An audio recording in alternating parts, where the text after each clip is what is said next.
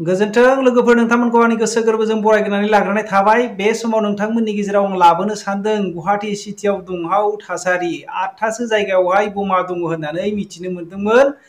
दा मोननै जायगायाव मोननाय जाबाय रायजो राजाफोर। नैबेवहाय नोङो पुलिसफोरनिफ्राय नोंथांमोनहा खोनासंनानै लादो ससियेल मिडियानि गेजेरावहाय खौरांगिरिफोरनि सिगाङाव मा बुंदों।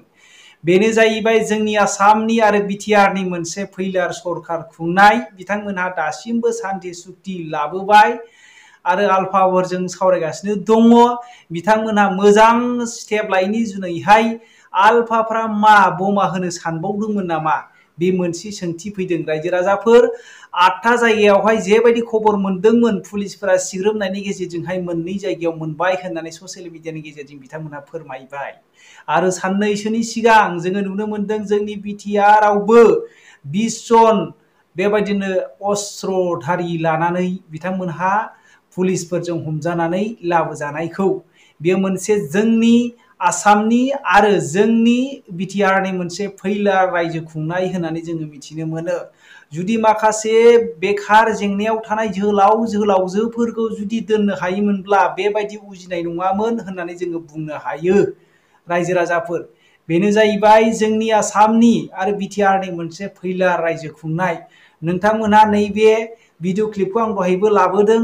उकिल गगৈ बिथांनि भिडिअ क्लिप बिथांखौबो आङो लाबोगोन। बिराद लासिंसिं जोंनि सरखार खुंनाया, जायनि फलावहाय दिनै बिपिएफ हानजाजोंसो लोगो जानो थांगासिनो दङ सिङावहाय मा होनो बिजेपि हानजाया। नेक्स्ट बारावहाय दिनै इउपिपिएलखौहाय जोगारगोन बे बाथ्राखौ जोङो नुनो मोनबाय रायजो राजाफोर। बे भिडिअखौ आङो थारैनो नेक्स्टआवहाय लाबोनाय जागोन। नोंथांमोनहा नैबेखौ नायग्रोदो, आसामा जोंब्लाव बौसिगोन नामा? बेबायदिनो सोलिलांबाय थासिगोन नामा? सान्थि सुक्तिया माला जागोन? सान्थि थासारिया माला फैगोन? बेखौ जोङो मोनसे गाव गावनि गोसोआव सोंथि फैयो रायजो राजाफोर। नोंथांमोना कमेन्ट खालामहर जोंनि आसामा डेभेलपमेन्ट जामारबाय नामा? आरो नोंथांमोनहा बिटिसिखौ डेभेलप मोनबाय नामा? नोंथांमोना कमेन्ट खालामहरनायनि गेजेरजों बुंहर। बियो जोंनि बिटिआरनि सिएम प्रमद बर'नि मोनसे फैलार आरो जोंनि आसामनि सिएम बेबायदिनो डक्टर हेमन्त बिश्व शर्मानि फैलार होननानै जोङो मिथिनो मोनो।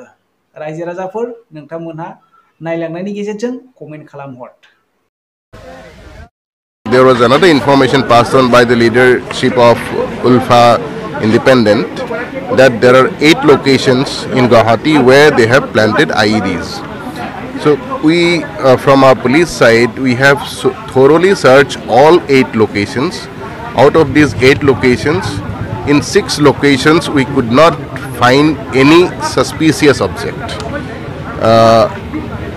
But in 2 locations, one in Panbajar area and the second one is in Gandhi Basti, we found 2 objects. Those are IED-like objects where there are circuits, there are detonators, there are substance, there are batteries, but the ignition mechanism is absent, triggering mechanism is absent. So মই মাত্ৰ এটাই অনুৰোধ কৰিম যে টাটাই অসমত semiconductor industry আনিছে আৰু বহুত অসমলৈ বিনিয়োগ আহিব। বহু বছৰৰ মূৰত অসমখনে অলপমান বিকাশ আৰু প্ৰগতিৰ মুখ দেখা পাইছে। মই বোমা আছে নাই এই বিতৰ্কত নগৈ মই আলফাৰ সেনাধ্যক্ষ পৰেশ বৰুৱা ডাঙৰীয়াক অনুৰোধ কৰিম যাতে কোনো কাৰণতে আমি অসমত এনেকুৱা পৰিৱেশ সৃষ্টি কৰিব নালাগে যাতে বিনিয়োগৰ পৰিৱেশটো নোহোৱা হৈ যায়।